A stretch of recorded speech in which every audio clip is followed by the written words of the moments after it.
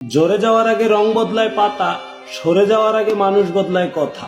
নিজের minus point খুঁজে বের করা জীবনের সবচাইতে প্লাস পয়েন্ট। মানুষ এই চিন্তায় শুকিয়ে যায় যে তার প্রতিবেশী সবচেয়ে বড় সুখে আছে। পৃথিবীর সবচাইতে দামি হলো সময়।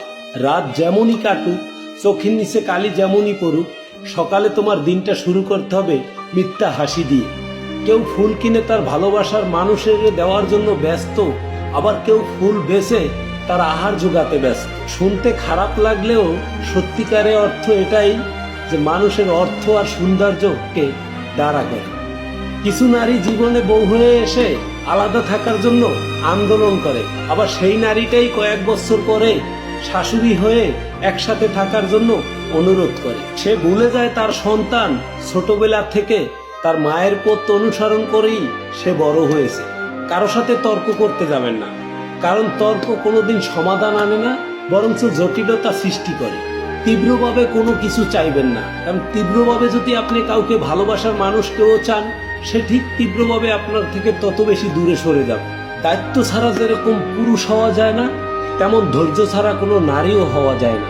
মোমবাতির মতন সবকিছু এত সহজ নয়। অন্যকে আলো দিতে নিজেকে পোড়াতে হয়।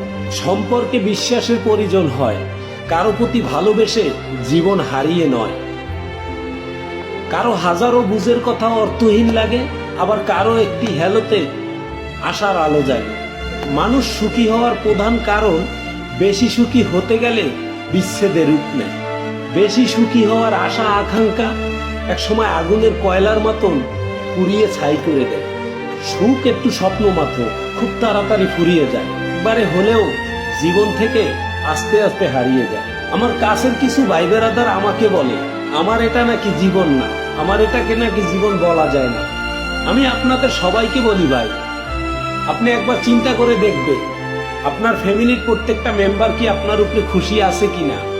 আমি ফরাজি লিটন এতিম, আলহামদুলিল্লাহ আমার শুধু ফ্যামিলি না, আশপাশ সবাই আলহামদুলিল্লাহ আমার উপরে খুশি।